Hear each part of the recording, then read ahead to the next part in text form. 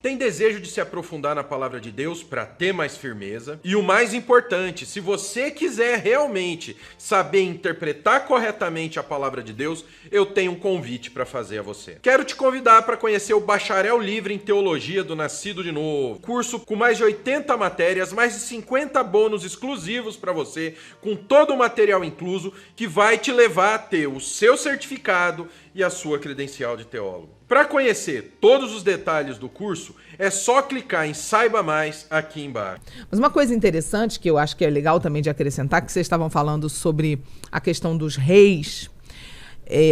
Como eu fui do mundo, eu fui muito ligada em astrologia, né? Então, quando eu cheguei na igreja, que eu comecei a ler a Bíblia, eu percebi isso. Como na gente, sendo crente, a gente não acredita em astrologia, a gente não entra mais para isso. Existe até um preconceito de falar de astrologia. Teve uma vez eu estava fazendo uma live, alguém perguntou, eu falei qual é teu signo, teu ascendente? Eu falei tudo.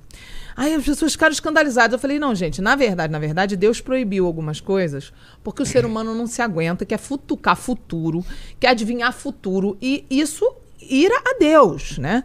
Mas, inicialmente, as coisas... Ele podia se revelar assim. Isso, e inicialmente... Ele se revelou assim. Na Bíblia nós temos runas sendo jogadas, nós temos vários métodos pessoas que hoje... tirando a sorte. Tirando a sorte, que hoje são proibidos. São parecidos com o jogo de búzios. Isso tem... Tá? Isso tem é parecido com o jogo de... trechos, Runas é parecidíssimo com o jogo de búzios, ou seja...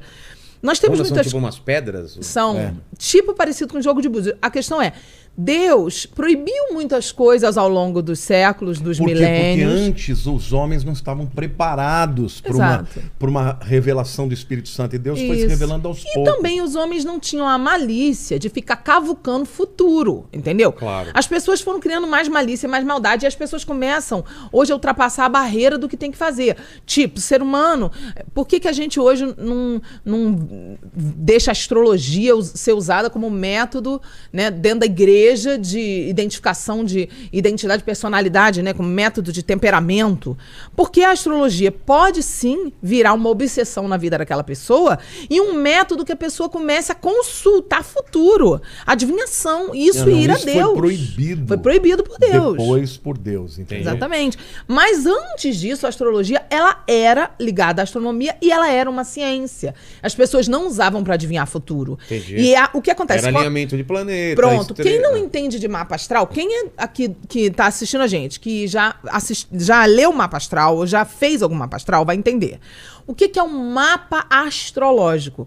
É o mapa da nossa constelação inteira, todos os planetas, e o que era o mapa astrológico daquela época, né? Que hoje em dia se perdeu muito isso. Ainda se faz, mas as pessoas vão consultar horóscopo, essas palhaçadas. Não era usado para questões pessoais. Isso, era pra isso aí. Era usado mais para questões... Agricultura. Colheita.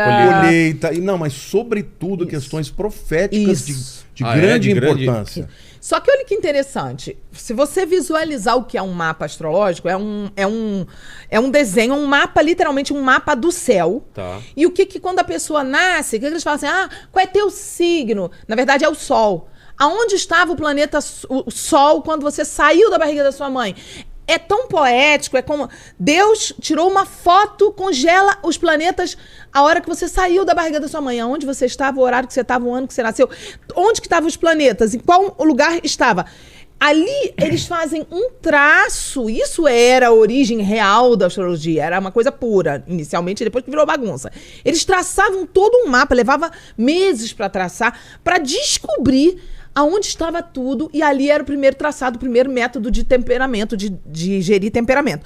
Eles com certeza fizeram um mapa do ano, porque eles faziam um mapa do ano para colheita, para todas essas questões. Provavelmente quando eles traçaram o mapa, e eles traçavam olhando muita coisa, o que eu creio apareceu o alinhamento que você falou. O que eu creio... E no que apareceu, eles falaram, isso significa o Messias. Eles conheciam as escrituras, muito mais a respeito da questão astronômica naquele tempo, e eles tinham acesso à profecia. Eu creio que, embora Daniel não mencione isso no livro, eu creio que, como Daniel diz até o dia que Jesus ia morrer, eu creio que ele também deve ter dito quando nasceria. E depois, juntamente com a profecia de Balaão, que está na Bíblia, que fala da estrela que viria, eles juntaram as coisas. Sim. E houve uma conjunção dos planetas no ano 6 a.C. Sim. Então, por conta disso, eu acredito que Jesus tenha nascido nessa época, 6 a.C., e que ele tenha... E eles foram para Belém por causa da profecia. Eu acredito, Eles foram porque eles sabiam que era porque Júpiter era o planeta que dizia respeito ao rei da Judéia. Sim. Isso tem na literatura grega. Sim. Então, eles foram para Belém e falaram, é de lá, o rei da Judéia vai nascer. Sim, sim. Isso por volta do ano 6 a.C., que quando Jesus nasceu. Chegam em Herodes, Herodes fala, eu quero saber, me tragam um lugar que eu também vou adorar. Jesus foge, fica 2 anos no Egito, e quando ele volta, então, Herodes morreu no ano 4. Mas para Herodes... Sim. Já existia esse murmúrio? Já existia um... Acho que não. Não, na época de Jesus, será? Todo mundo estava esperando o Messias. Mas ele mesmo não tinha muitos. Tinha esses rumores. Não eram só rumores, existiam vários. Pessoas esperavam a profecia se cumprir, não é isso que eu estou dizendo. Existem várias pessoas no tempo de Jesus que se diziam Messias. Ah, entendi. Apareceram, eu sou Messias. Vários aconteceram, criaram guerras. E os romanos tinham que descer o porrete. Uma coisa política, né? Herodes também, porque havia uma expectativa enorme. O próprio um dos sábios daquele tempo, inclusive do Sinédrio, ele pega Jesus no colo, ele diz assim, agora, Simeão, agora eu posso morrer. Uau. Porque Deus havia prometido para ele que os olhos dele, ele não ia morrer antes que seus olhos vissem o Messias. É isso aí. Ele faz essa profecia no 8º dia depois que Jesus nasceu. Então o povo já tinha muita decepção de falsos Messias. Mas a expectativa de que o Messias estava chegando era muito grande. Imagina viver nessa época de você... vai chegar, alguma coisa está acontecendo e todo mundo... esperando pelos sinais, vendo alguma coisa. E Herodes também devia estar... E ligado, Herodes, quando ele fica sabendo, ele fala, eu preciso matar esse cara.